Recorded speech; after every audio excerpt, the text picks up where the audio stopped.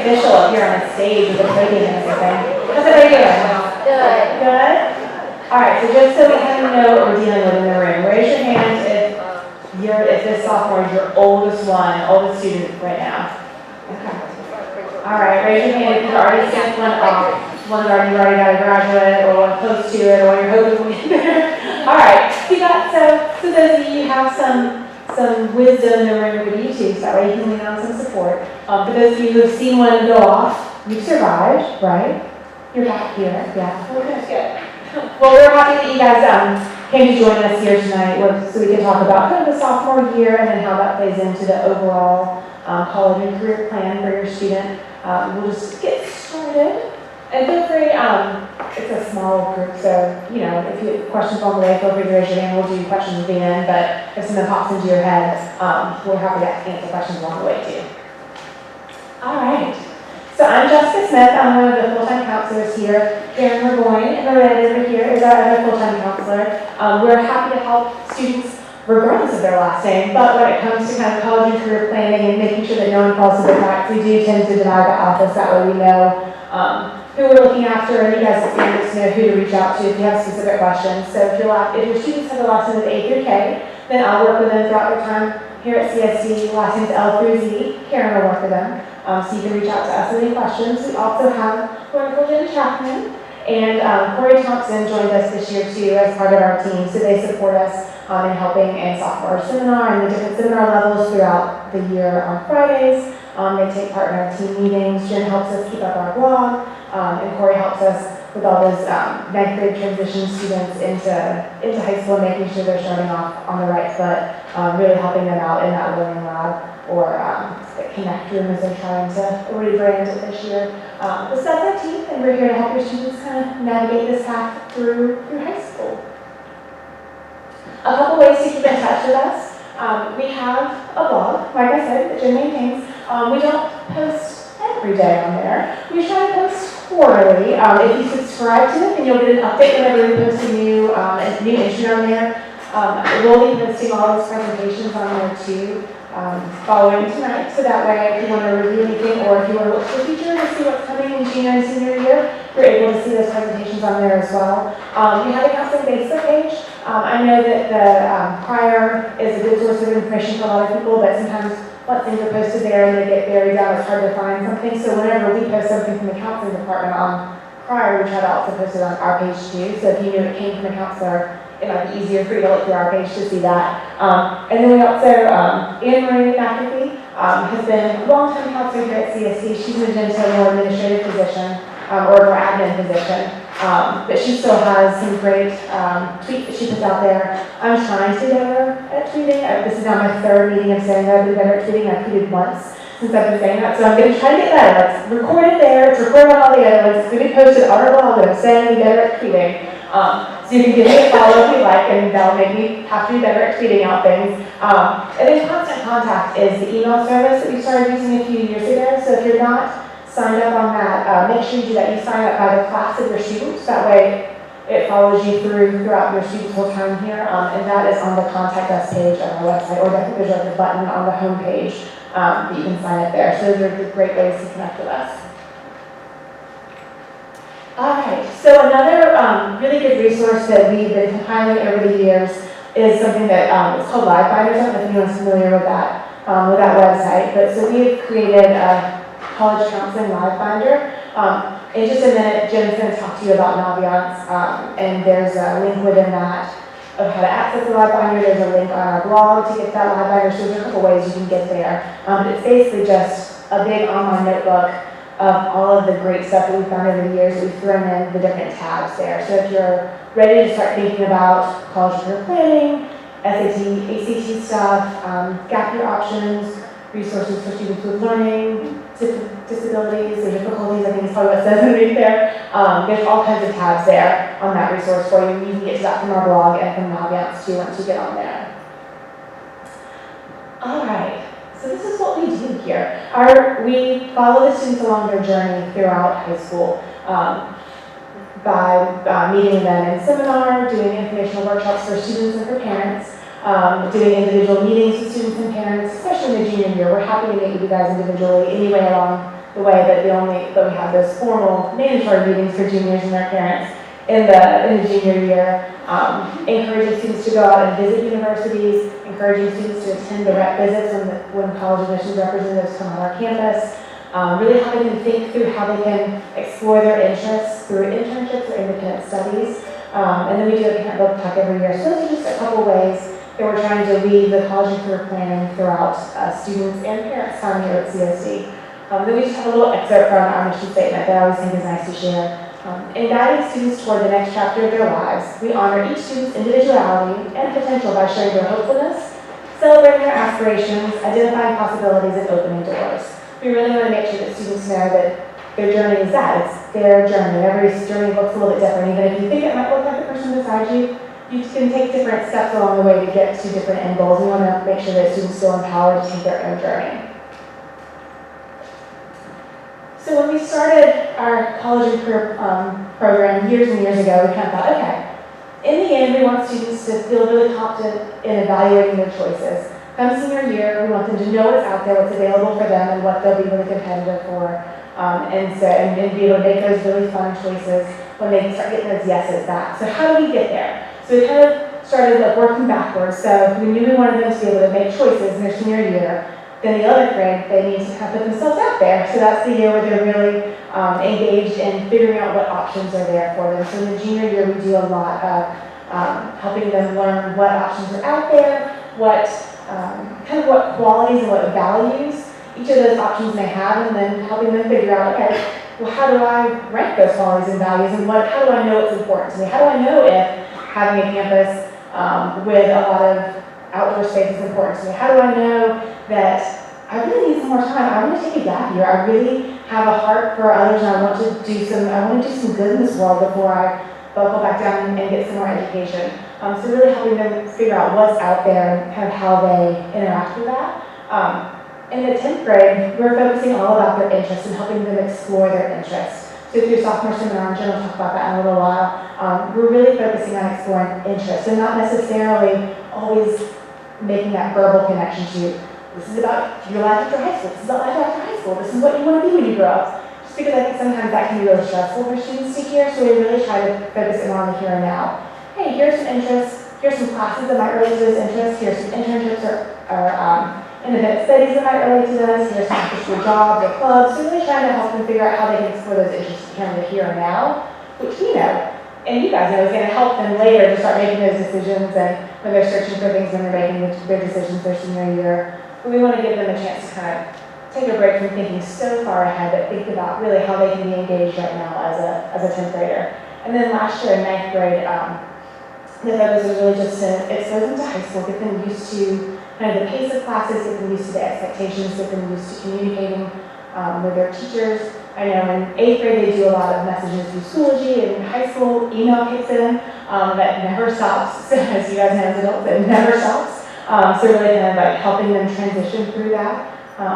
So that's kind of what we come up with to help students navigate this process.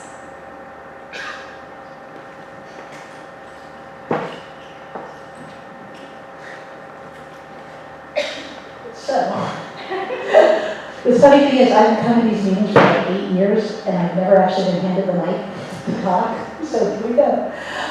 So sophomore seminar is where I see your kids every Friday. Usually it feels more broken up than it has this year, but we've gone to school every single Friday since school started, so we've been together a lot. But sophomore seminar is, as Jessica said, it's about exploring. It's about it's not college. It's, you know, if freshman seminar first year was kind of how to get used to high school, sophomore seminar is kind of high school 201. It's sort of, you know, this is what you need to do at the beginning of the year. It's kind of, let's get back into the swing of things. Here we are, we're still in high school, and we've got all this to do. It's not all college all the time, although we have done, actually in one week, we've actually explored how to research colleges and how to learn a little bit about colleges. It's more about exploring interests, and when we talk about ambiance in just a minute, I'll show you some of the different things that they do. That they do lots of career research batteries and Myers-Briggs tests, and some kids love that. They want to jump ahead. Like when I introduced them to ambiance in the second week, they're like, "Ooh, there's quizzes. Can we do this?" I'm like, "Yeah, don't do that yet." But they really want it. Some of them love that, and some of them are like, "Oh, another one of these." So we'll figure out which ones your kids are in a couple of weeks, because we start that actually in the next couple of weeks. In sophomore seminar, they are expected to come every week. It's not an optional class, although some of them might tell you that it really is. It's not. The attendance policy is that after 3 absences, they're required to sit for soup recovery for every single absence afterwards. So if your child or your student's been absent from seminar, you get an email from me that day saying, hey, the student's seminar today, but that's really just to kind of keep it on your radar that they need to be there or make up the work, at the very least make up the work that they've done. It's not graded in the sense that they get A, B's, and C's, but it's a pass-fail class and it's a requirement for graduation to pass all of the seminar classes. They get work that they do during class time. And there's very little homework, but if they don't finish what we did in class that day, then they are expected to finish it by the next Thursday. So as I start grading the things that they do, it's mostly being graded for completion. And what I've explained to them is that if they didn't turn something in, they will get a missing, which will show up in Schoology as a 0. So don't let that freak you out, because it doesn't mean they're failing seminar. It just means that they haven't done an assignment.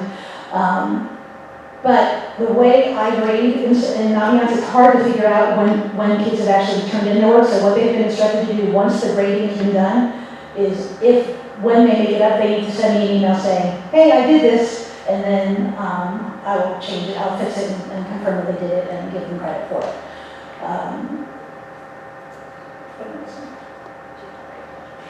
Yes, so I do summer from now through December, and then in January,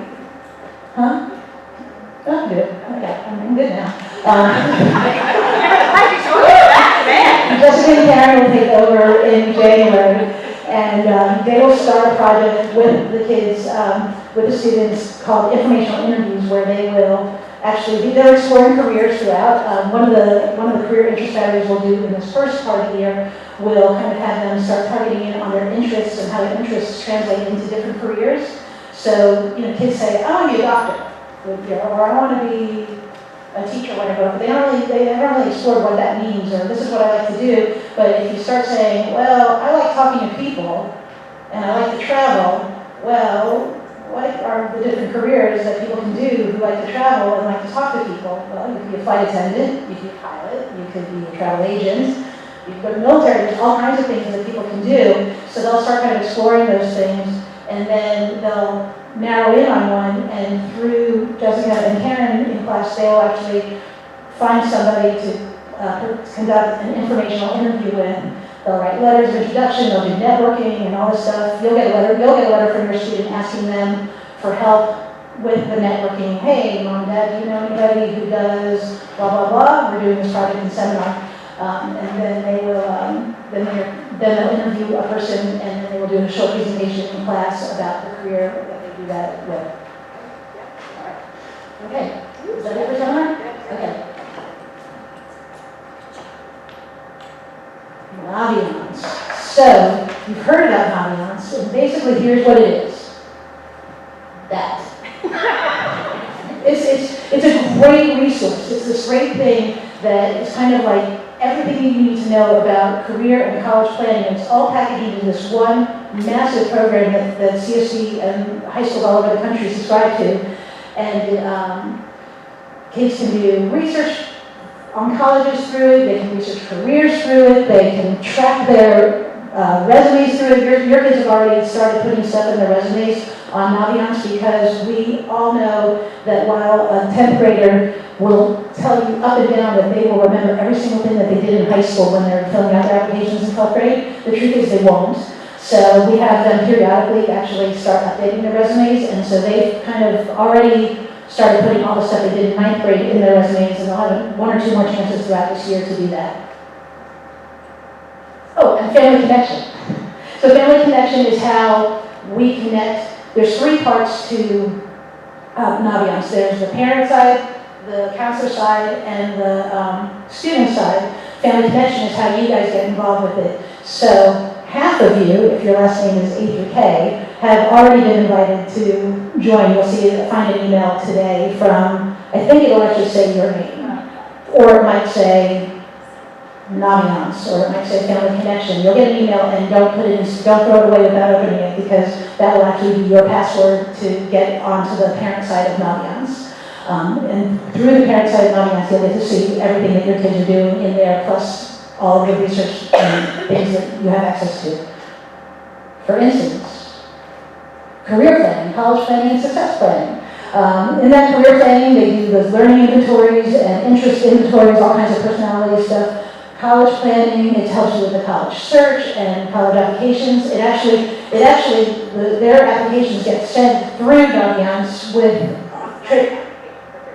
their teacher, okay, so teacher recommendations go through Naviance and everything, they submit stuff through there. So like when students want a teacher recommendation, they request it from the teacher through there, and then the teacher actually submits it into Naviance, and then that's part of how everything is kind of held in one place.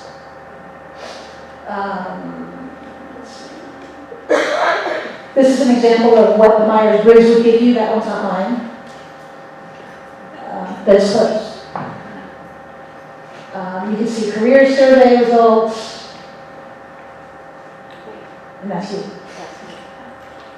And the second half of the alphabet, we'll get you guys on there tomorrow. We just got interrupted in the middle of our activating those, so. Yeah, that would be me. I would take care of it tomorrow. So how do I follow Jen? I mean, her first time up there, she did really, really well. So proud of you. So proud of you, Jen. All right, so lots of stuff going on. You're hearing all this information. Any questions thus far? I know this is a lot of information, so please do not be shy and ask away. So college admissions, what Jen started talking about, all that good stuff that we're holding in Naviance, and our seniors are starting their application process, and it's kind of crazy on the other end, where your guys are coming in and they're trying to figure out themselves.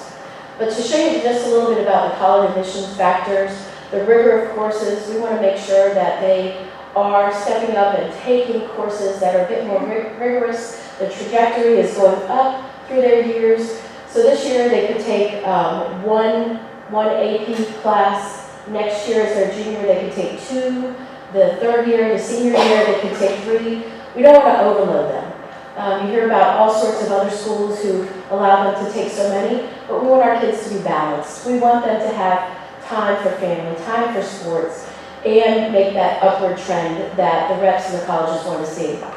Part of Naviance, they get to see their grades. This is where a lot of their information is kept. Weighted versus unweighted is in there as well. We have standardized testing. You guys are getting into that season. My favorite season to talk about. I always get to talk about it while I'm up here. So we're going to talk a little bit about those dates in a little bit and what to expect. Jen said the teacher recommendations are held in there. The students do not get to see those recommendations. They do waive their rights to see those. Those go directly to the colleges. We take a look at them first to make sure that everything is good in them. And teachers will tell the students too, if they feel uncomfortable writing a recommendation for the student, they might tell them no. There might be another teacher that knows them better, or had the student had a little more challenges in that class. Those teachers in those classes make great teacher recommendations. So if your student is struggling and they overcome those struggles, we'll have them ask in their junior year for those letters. Essays, we're going to work on those. There's college interviews. They're also going to do, like we said, that interview, informational interview here in the latter half of the year, as you just heard. Character, we're going to actually submit to colleges regarding discipline policy, regarding when we report to colleges. Some of these things we do have to share with them, and we'll talk to the students about those. So if there was maybe a suspension or something like that, those things we do have to be mindful of and report them as necessary to the colleges. And then again, lots of activities. Your kids are getting very involved. They might be doing a lot of volunteering outside. They might be doing things through their youth groups, through Boy Scouts, through churches, and just making sure they're well-rounded. They might have sports, and trust me, I have a senior right now who's playing on the varsity volleyball team. She does not have a lot of time for other activities. She's working, and colleges understand that because there's a commitment there. Okay, so they understand that she's not doing a lot of service work, But we don't want to, again, overload our students and make them work every single minute of every day, of every week, of every month. We want to make sure that they have that balance. Family and everything first, and then let them fill up their activities from there. Okay, here's the fun part. Standardized testing. Woo! So we have our PSATs coming up.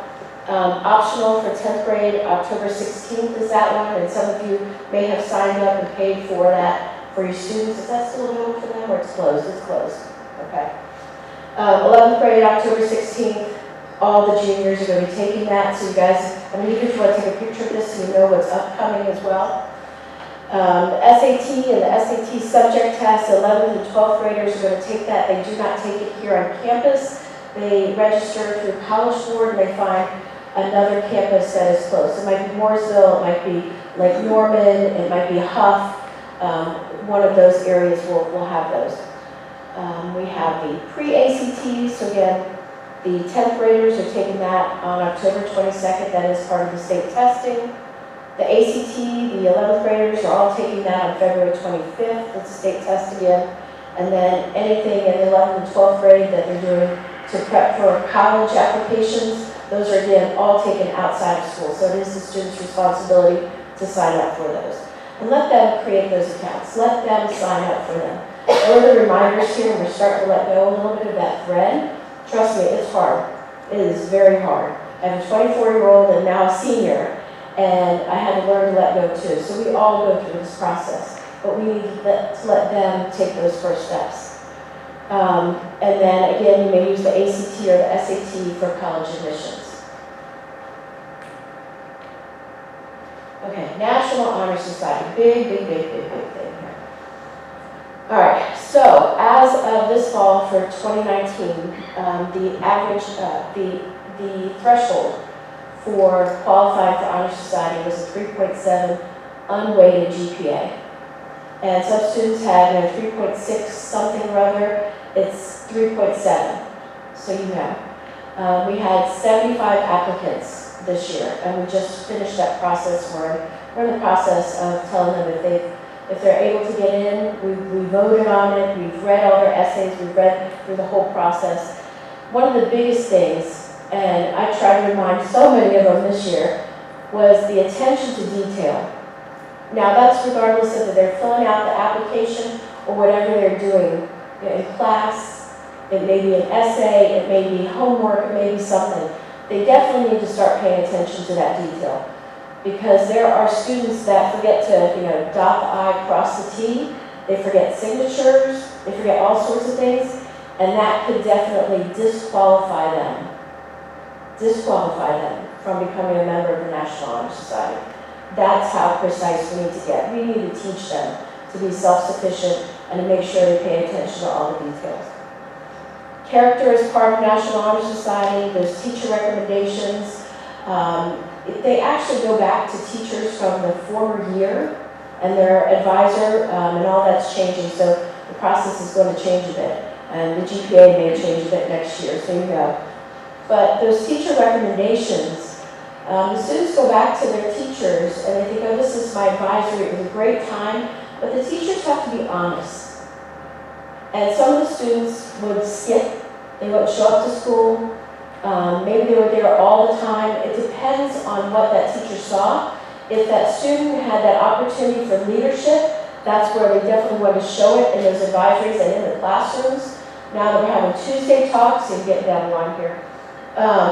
They want to make sure that they have that opportunity again. It's a small group, excuse me, for Tuesday talks. Lots of opportunity for them to step up, to speak their mind, to learn how to speak in front of a group, to advocate for themselves and be that leader, and that's definitely part of the National Honor Society application. Again, showing leadership through clubs and activities, official and unofficial. They definitely want to show the evidence and cannot just speak to leadership, but what did they do to make that difference? How did they step forward? How did they show somebody else to take care of something? How did they support others in the community, inside and out of the classroom? So there has to be evidence of that, very important part. Service beyond the required advisory service. I know the students like to say, oh, I did service work, I had my advisory work. Yes, that's great, but that's also a requirement. What did they do above and beyond? Where did they go? What example did they show? What part were they in being a role model? And that commitment to our community, whether it's here in Davidson or Mooresville, Cornelius, Huntersville, your church community, our own community here on those days where a little bit extra help is needed. So just those things, and to talk to your students about that and how they can show those leadership skills. And some of our leaders are definitely bold and outgoing and extrovert, and some of our leaders quietly lead. They don't need to be there in the spotlight. So recognizing your child where they are and who they are. Again, they don't have to be that one that goes out and, is student government president. They can quietly lead in another way and be a great example. So you just have to find out what is your child's best service commitment. Okay, fun stuff. Reps here at CSD. So we have lots and lots and lots of college reps that come in and talk to our students. They can be mostly any day of the week. It's usually held during lunch. And we invite sophomores to do that. I think part of it is they have to sign up for at least one in sophomore seminar. So what that is during lunch, they bring their lunch, they sign up through Naviance to attend one of these CSD rep visits. It could range from App State, it could range to St. Lawrence, it could range to bigger schools, smaller schools. But it's a great opportunity while that rep is here on campus to not only come in and ask questions, and again, we're going over what's appropriate to ask on a college tour versus what's appropriate to ask here while the rep is here on campus, but getting in front of that rep as well, making a demonstrated interest to show that, okay, I want to see if this college is right for me. But one of the biggest things right now is that they get in there and they listen. They listen to what the college has for them. They listen and see if the college, if they want something completely different. Does the college have a football team? Does your child really need to be involved in all those bigger activities? Do they want that? Do they want a smaller school? Do they want something the size of CSD? What are they looking for? So for them to start looking and thinking about this process, and while they're in there, we have a lot of seniors in there who are asking those questions as they're coming up upon their application deadlines. So just to even listen and maybe jot down some of those things. So your students may be asking you, hey, can we take a look at this school?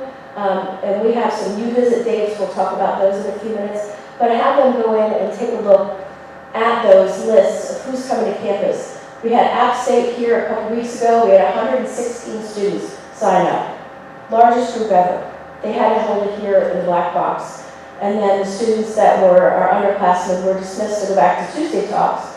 And the seniors got to stay in and talk a little bit closer one-on-one with the rep as they're going through that process of applying this year. So lots of big schools. And if there's any particular college that you would like to see on campus, please let us know. We can always reach out and see when they're in the area if they can stop by. Or maybe there's an information night in the area that we would advertise and you and your student could go to off campus. Okay, so this is just a little bit of what you'll see, the students will see on Naviance. And you guys can see that too in your parent accounts too. Yeah, so you can take a look at it and say, hey, why don't you attend that one? But let them sign up. Let them sign up. I know if you have an alma mater, you're like, hey, go check out that one. Okay, so more good stuff. Has anybody read this book? No, it's a great one. It was actually on one of the summer reading lists for our seniors. And it's a great read for both the students and for the parents. So it's Where You Go Is Not Who You'll Be by Frank Bruni. It's a book that we've used a number of years here at CSD just to go through the process. And we have great discussions. So we will have a book talk on January 28th, 2020 at 8:30 a.m. And then by RSVP on 7 o'clock that night. See if we have an interest for enough to get together that evening. We'll send you some reminders between now and then. Write that down, just remember. Okay, U visits, lots of upcoming events. Okay, so our U visits are you going to visit schools, right? October 17th and 18th are teacher work days. Great opportunity for you and your student to go take a look at some schools in the area, or, you know, wherever you might be going. But the one thing that we do suggest is when you sign up, definitely sign up. I know a lot of people go, oh, we're going to be in the area, we're going to be in the area out there by the beach at Wilmington, we're going to do a drive-through. It does not get you the same experience as a sign up, get out of the car, college campus visit. So please, make sure that you actually sign up for these.